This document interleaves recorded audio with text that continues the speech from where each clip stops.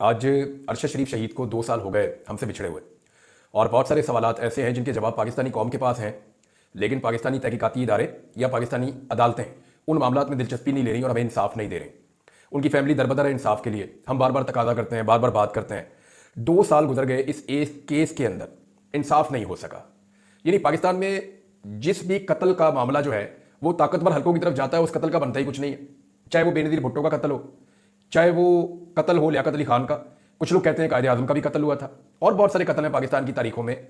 आप इमरान खान साहब पे गोलियां चलने का मामला ले लें, कातिलाना हमला था, वो भी मंतकी अंजाम तक नहीं पहुंच रहा। इमरान खान साहब की FIR भी नहीं हुई, और शहीद अरशद शरीफ के मामले में भी बात वहीं खड़ी है।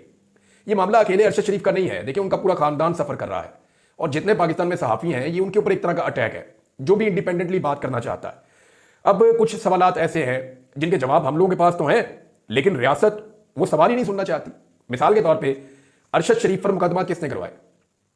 सेम टाइम में हो रहे थे ना, सारे सहाफ़ियों पे हो रहे थे, सारे तो नहीं, हम 4-5 सहाफ़ियों पे हो रहे थे। पाकिस्तान में किसने अरशद शरीफ का जीना हराम कर रखा था? शहीद अरशद शरीफ का पीछा क्यों करवाया जा रहा था और कौन लोग करवा रहे थे? अरशद शरीफ को धमकियां कौन लगा रहा था, जिनके बारे में उन्होंने आगाह भी किया? मौक़िफ़ तब्दील करने पर कौन दबाव डाल रहा था कि अरशद शरीफ साहब अपना मौक़िफ़ आप बदल लीजिए? फिर किसकी वजह से शहीद अरशद शरीफ को किन हालात में पाकिस्तान छोड़कर पाकिस्तान से बाहर जाना पड़ा? फिर UAE में किसने उनका जीना आराम कर दिया और उनको वहां से निकलने पर मजबूर किया और वहां से तंग करके निकलवाया? ये वो सवालात हैं जिनके जवाब अगर मिल जाएं तो आइंदा सहाफियों के लिए मुश्किलात नहीं होगी। लेकिन आप देखें कि सिस्टम ने कितनी दीदा दिलेरी से डील किया है। अरशद शरीफ की शहादत के मुहर्रिकात को हम ढूंढ रहे थे, लेकिन आज तक पता नहीं चला कि इंसाफ कब होगा और कैसे होगा। 2 चीफ जस्टिस बदल गए, उमर ताब दयाल साहब वो भी चले गए, अभी जो है काजी फायद ईसा साहब वो भी चले गए, एक नए चीफ जस्टिस आने वाले हैं याया अफरीदी, उनकी कंफर्मेशन हो गई है। तो क्या इंसाफ नहीं मिलेगा? तीसरा चीफ जस्टिस भी इंसाफ नहीं दे सकेगा? हमारी चीफ जस्टिस कोई भी बने, मंसूर अली शाह बने, अब तो याया अफरीदी साहब का नाम आ गया है, तो कम से कम इंसाफ तो देना शहीद अरशद शरीफ के मामले में, और इस सिलसिले को आइंदा के लिए रोकें। अब भी जुल्म और जबर हो रहा है। अरशद शरीफ की शहादत के बाद मुझे अगवा किया गया, उसके बाद मेरी बार बार गिरफ्तारियां हुई हैं, कम से कम 6 दफा तो मैं उनकी शहादत के बाद गिरफ्तार हुआ, और यह सिलसिला अभी भी नहीं रुक रहा। फिर मुकदमा किए जा रहे हैं सहाफियों के ऊपर। यहां कहा जाता है सिर्फ वो बंदा ढूंढो जिसने गोली चलाई। देखिए कीनिया की गवर्नमेंट ने कुछ ना कुछ किया है, वहां की अदालतों ने इंसाफ दिया, उन्होंने कहा नहीं जी नहीं, ये एक्सीडेंट नहीं था। पाकिस्तानी हुकूमत साबित करने की कोशिश कर रही थी कि कीनिया में एक एक्सीडेंट हुआ और हादसाती तौर पे अरशद शरीफ शहीद हो गए, लेकिन कीनिया की अदालत कह रही है जी एक्सीडेंट नहीं था। पाकिस्तान की गवर्नमेंट कह रही है नहीं एक्सीडेंट ही था। कीनिया कह रहा है नहीं एक्सीडेंट नहीं था, बल्कि ये कत्ल है, सफाक कत्ल है। तो इस कत्ल के पीछे जो दस्तानों में छुपे हुए हाथ है ना, वो तलाश किए बगैर पाकिस्तान में सहाफत महफूज नहीं हो सकती। हमें सबको हमेशा याद रहेगा जैसे मरियम नवाज ने शहीद अरशद शरीफ की लाश का जो है उसको सेलिब्रेट किया था। मरियम नवाज ने जानबूझकर वीडियो लगाई थी, जानबूझकर तस्वीर लगाकर ट्वीट किया था, और वो तकलीफ हमारे साथ रहेगी। आज अरशद शरीफ की वालदा, उनकी अहलिया, उनकी दूसरी अहलिया, वो सब इंसाफ के लिए दरबदर है। जो मोहतरमा जवेरिया साहिबा हैं वो तो बहुत जोर लगाती हैं, बहुत कोशिश करती हैं। कीनिया में भी जितना उन्होंने जो वो कर सकती थी उन्होंने वो भी किया, लेकिन इंसाफ नहीं मिल रहा। हत्ता कि उनकी वालदा की दरखास्त के ऊपर अब तक FIR भी नहीं हो सकी। मगर एक बात है कि अरशद शरीफ सिर्फ एक नाम नहीं था किसी इंसान का, वो अब एक मिशन बन गया है। बहुत सारे लोग उसके नक्शे कदम पर चल रहे हैं, तो ये मिशन तो जारी रहेगा, मुजामत जारी रहेगी, और जब तक आज़ादी इजहार राय नहीं मिल जाती तब तक ये मुजामत चलती रहेगी और अरशद शरीफ की आवाज़ वो गूंजती रहेगी। एक चीज़ फाइनल होगी नाज़रीन, और वो सदर पाकिस्तान ने मंजूरी दे दी है याया अफरीदी साहब की नए चीफ जस्टिस के तौर पर, और अब वो बाकायदा 26 तारीख को हलफ उठा लेंगे चीफ जस्टिस ऑफ पाकिस्तान का। याया अफरीदी साहब ने कुछ अभी पता चला है कि जो ज़रूरी ब्रीफिंग्स हैं और जो ज़रूरी चीज़ें हैं वो लेना शुरू कर दी हैं, यानी उन्होंने दिलचस्पी शो कर दी है कि वो चीफ जस्टिस ऑफ पाकिस्तान के तौर पे हलफ उठाएंगे। वैसे भी हुकूमत ने चीफ जस्टिस उसी को बनाना था जिस बारे में हुकूमत को कंफर्मेशन होती कि इनकी मौजूदगी में हमारे लिए प्रॉब्लम और मसाइल पैदा नहीं होंगे। तो उन्होंने जस्टिस याया अफरीदी साहब को चुना, पहले 2 सीनियर चीफ जस्टिस को छोड़कर याया अफरीदी साहब को उन्होंने चुना, और चुनने के बाद उन्होंने अपना चीफ जस्टिस बनाया। तो आप वजह तौर पर कह सकते हैं कि ये चीफ जस्टिस जो है ये चॉइस है MQM की, पीपल्स पार्टी की और PMLN की। इससे पहले जो चीफ जस्टिस आते थे वो किसी सियासी जमात की चॉइस नहीं होते थे, लेकिन अब जो चीफ जस्टिस आए हैं ये सियासी जमात की चॉइस हैं। 12 चीफ जस्टिस की तकर्री के लिए सदर पाकिस्तान ने मंजूरी दे दी है, और अब 26 तारीख को वो हलफ उठाएंगे। और हामिद खान साहब ने यहां पे एक वार्निंग दी है। एक तो उन्होंने बात की काजी फायद ईसा साहब के हवाले से। देखिए काजी फायद ईसा साहब पाकिस्तान की तारीख के वो वाहिद चीफ जस्टिस हैं जिनकी रिटायरमेंट पे वकला यौम तशक्कुर मनाएंगे, वकला उनकी रिटायरमेंट के बाद जश्न मनाएंगे। हामिद खान साहब ने कहा कि जस्टिस याया अफरीदी हुकूमती पेशकश को कबूल ना करें और अपनी बारी पर चीफ जस्टिस बने, अपनी इज्जत और नाम को बचाएं। फायद ईसा ने जितना नुकसान अदलिया और आइन को पहुंचाया किसी और ने नहीं पहुंचाया। 25 अक्टूबर को मुल्क भर के वकला फायद ईसा से यौम नजात मनाएंगे। यानी ऐसे कभी नहीं हुआ। बहुत अजीब अजीब चीफ जस्टिस इस मुल्क में आए और अपनी मुद्दत मुलाजमत पूरी करके चले गए। लेकिन आप ये देखें कि फायद ईसा साहब के जाने पे लोग यौम नजात मना रहे हैं। जैसे जनरल बाजवा जब रिटायर हुए तो पाकिस्तानियों ने बड़ी खुशी मनाई थी कि यार जनरल बाजवा ने जिस किस्म की एक पाकिस्तान के अंदर हुकूमत तब्दील करवाई, अब तो सारा कुछ पता है। जनरल बाजवा साहब खुद लोगों को फोन करके बताते हैं मैंने ये किया ये किया ये किया। तो जो कुछ भी जनरल बाजवा साहब ने किया था उसके बाद लोगों ने सुख का सांस लिया था और उनकी रिटायरमेंट के ऊपर लोग खुश हुए थे। तो इसी तरह अब काजी फायद ईसा साहब ने अपने इदारे के साथ वही किया है और हामिद खान साहब कह रहे हैं कि 25 अक्टूबर को मुल्क भर के वकला यौम निजात मनाएंगे। ये लाहौर हाईकोर्ट बार में उन्होंने प्रेस कॉन्फ्रेंस की और बहुत सारे और सहाफी भी हैं, वो भी ये मुतालबा कर रहे हैं कि याया अफरीदी साहब आप बहुत अच्छे जज हैं, आप अपनी बारी पर चीफ जस्टिस बने, आप इस पेशकश को कबूल मत करें और अपनी इज्जत और अपना नाम बचाएं। और तीसरे नंबर के जज को चीफ जस्टिस बनाने का मकसद यह है कि अदलिया को आपस में लड़ा दिया जाए। हुकूमत की कोशिश यह है कि जो पहले 2 जजेस हैं वो जब सुपरसीड हो गए हैं तो वो फिर रिजाइन कर दें, वो अपने उहदों पर ना रहे। लेकिन मेरे ख्याल में किसी भी जज अगर इस्तीफा देना ना तो फिर ज्यादा जज दें, फिर 10-12 जजेस को इस्तीफा देना चाहिए, फिर हाई कोर्ट के अंदर सुप्रीम कोर्ट के अंदर हर तरफ से इस्तीफे आने चाहिए, ताकि अगर दबाव डालना है इस्तीफों के जरिए से तो फिर भरपूर दबाव डाला जाए और फिर तहरीक चलाई जाए, पूरी कंपेन खड़ी की जाए जैसे इफ्तिखार चौधरी के लिए हुई थी। लेकिन अगर 2 जजों ने या 4 जजों ने इस्तीफा देकर बाहर होना है तो हुकूमत के लिए तो बड़ा अच्छा शुगून है। हुकूमत कहेगी कि ठीक है ये बाहर हो गए, हम 4 जज अपनी मर्जी के और ले आते हैं, पूरी सुप्रीम कोर्ट पे उनका कंट्रोल हो जाएगा। तो ये जो है हुकूमत के लिए अच्छा हो जाएगा। अगर तो इस्तीफे देने से इस हुकूमत को चैलेंज किया जा सकता है और इंसाफ के लिए खड़े हुआ जा सकता है। यानी मंसूर अली शाह साहब का एक स्टेटमेंट भी मार्केट में आया हुआ था, तो वो ये कहते हैं कि अल्लाह बेहतर करेगा और वो अल्लाह ताला पे डाल रहे थे सारा मामला कि रब बेहतर करेगा। तो मैं वैसे आपको कहता हूं अल्लाह ताला भी उनकी मदद करता है जो अपनी मदद आप करते हैं। अल्लाह ताला कभी उसकी मदद नहीं करता जो अपनी मदद खुद नहीं करता। मैं एक मूवी देख रहा था, उसमें एक वो डायलॉग था मूवी में, काफी पुरानी बात है लेकिन मुझे वो याद रह गया। तो उसमें वो एक आदमी कहता है कि जी आप ऊपर वाले के भरोसे मत बैठे रहें, हो सकता है कि वो आपके भरोसे बैठा हो। यानी आप कुछ हरकत करेंगे तो उसमें बरकत होगी ना। ऐसा तो मुमकिन नहीं है कि आप बैठे रहें और खुद ही फसल लग भी जाए, पक भी जाए, उसका वो उतर भी जाए, उसके बाद उसका जो है वो आटा भी बन जाए, आटा बनने के बाद वो गूंदा भी जाए, वो रोटी पक के आपके सामने आटों पे आ जाए। ऐसा तो नहीं होगा ना। आपको तको-दो करनी पड़ेगी, आपको मुश्किलात में से गुजरना पड़ेगा। तो अगर आप इसके लिए तैयार हैं तो एक तहरीक खड़ी हो सकती है। अदरवाइज फिर मेरे ख्याल में जजेस को अदालत के अंदर रहना चाहिए और अदालत के अंदर रहकर जो है वो टाइम गुजारना चाहिए और इंसाफ के लिए काम करना चाहिए। हामिद खान साहब ने कहा कि काजी फायद ईसा ने जितना नुकसान अदलिया और आइन को पहुंचाया शायद ही किसी और ने पहुंचाया हो और वकला इसके ऊपर अब एक तहरीक चलाएंगे और वकला सड़कों पे आएंगे और इसका गंद भी वकला पर डाला जाएगा। यानी वो ये कह रहे हैं कि 26वीं आईनी तरमीम पास हुई, इसके पीछे काजी फायद ईसा साहब हैं और पाकिस्तान की तारीख में ऐसा कभी नहीं हुआ। ये चाहते हैं वकला सड़कों पे आए और इसका गंद भी वकला पे डाला जाए। अब कभी कहते हैं तहरीक चलाएंगे, कभी कुछ और कहते हैं। वकला कंफ्यूज है। मैंने आपको कल भी बताया था कि पाकिस्तान में तहरीक जब भी चली है वकला की, वो उसके पीछे बहुत बड़ी दौलत इन्वॉल्व होती है, या तो पैसा बहुत होता है और उसके साथ एस्टेब्लिशमेंट की मदद भी होती है।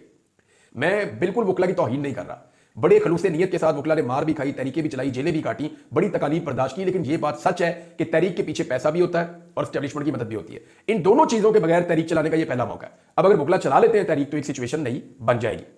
बुशरा बीबी साहबा के हवाले से खबर है, खबर मैं आपके साथ पहले शेयर कर देता हूं। बुशरा बीबी की जमानत हो गई है, जो वाहिद केस उनके ऊपर बच गया था और ऐसी सूरत में उन्हें रिहा हो जाना चाहिए।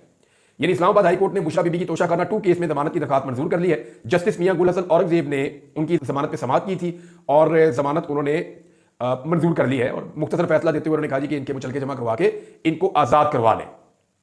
ये जनाब जज साहब ने हुक्म दिया। उसके बाद पाकिस्तान तहरीक इंसाफ जो है वो दौड़ी दौड़ी गई और जाकर उन्होंने कहा अब हम जमानत के मुचलके जमा करवाते हैं, दस्तखत करवा के जज से। तो बुशरा बीबी साहब को घर लेकर जाते हैं।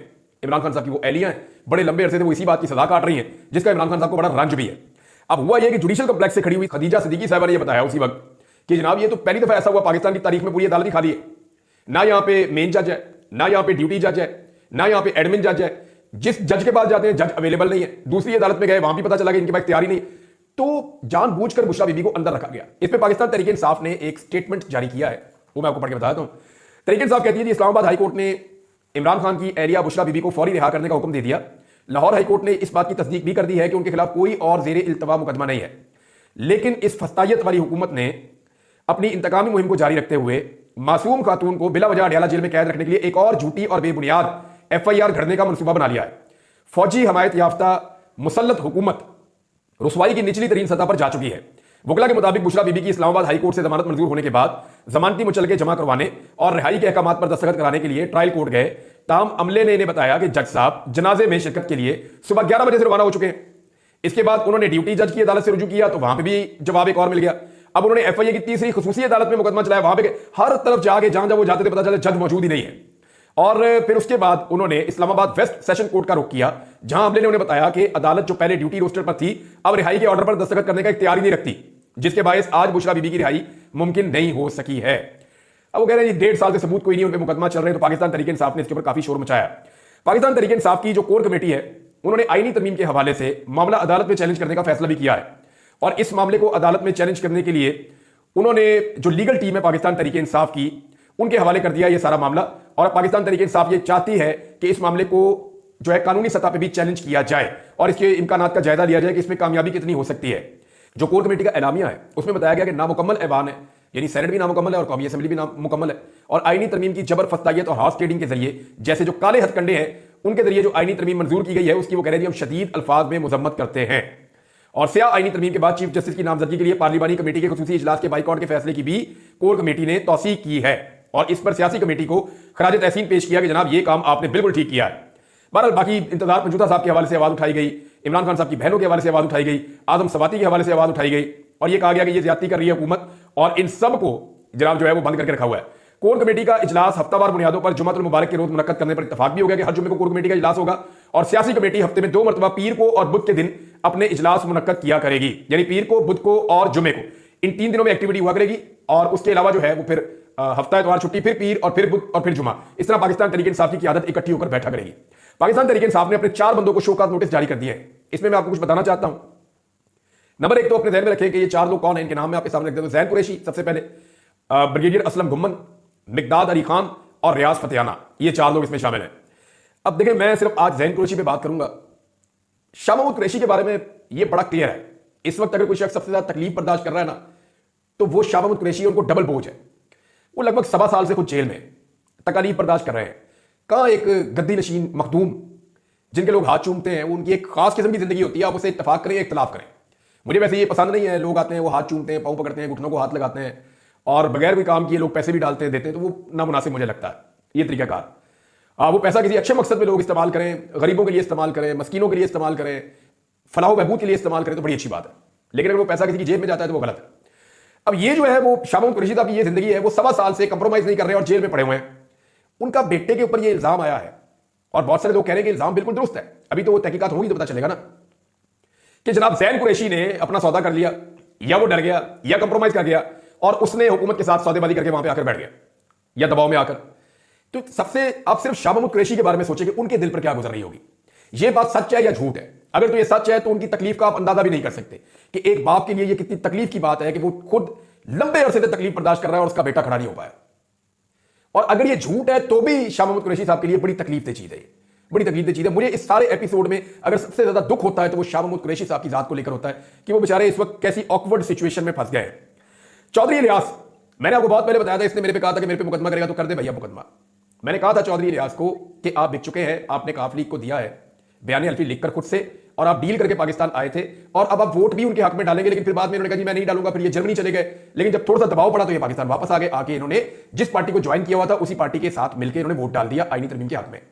अब जो वहां पे पाकिस्तान तहरीक इंसाफ के नौजवान है ये उनके ऊपर गुस्सा उतार रहे हैं, यानी इलियास चौधरी साहब का सारा गुस्सा जो है ना वो कमजोर पे उतरता है। उसका नाम नहीं लेंगे जिसने इनको बार बार अगवा किया, उसके बारे में नहीं बताएंगे जो जर्मनी से इनको घसीट के लाया, उसका नहीं बताएंगे जो लाहौर में इनके प्लाजे गिरा रहा था जिसकी वजह से वापस आए।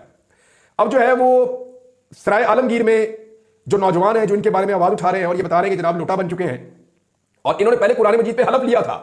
कुरान मजीद पर हलफ लेकर तहरीक इंसाफ से मुनरिफ होने वाले रुकन चौधरी इलियास पर तनकीद करने वाले इंसाफ यूथ विंग के वहां के जो सीनियर नायब सदर हैं जेबी राजपूत और राजा शाहजेब, इनके अहले खाना को चौधरी इलियास की तरफ से संगीन नताइज और कत्ल की धमकियां दी गई हैं पाकिस्तान तहरीक इंसाफ के बकौल।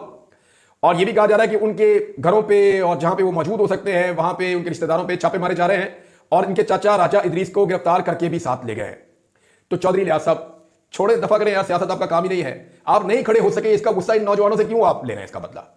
अब पाकिस्तान तहरीक इंसाफ ने आपको कभी टिकट नहीं देना तो आपको इस जमात में इज्जत की जरूरत क्या है? पूरे पाकिस्तान में आपके इश्तिहार छप गए, अब इन नौजवानों पे गुस्सा क्यों उतार रहे हैं? खड़े आप नहीं हो पाए, गुस्सा आप इन नौजवानों पे निकाल रहे हैं। कुछ और चीजें आपके साथ शेयर करता हूं लेकिन अगले वीडियो में नाज़रीन, तब तक के लिए इतने अपना ख्याल रखिएगा, अपने चैनल का भी। अल्लाह हाफिज।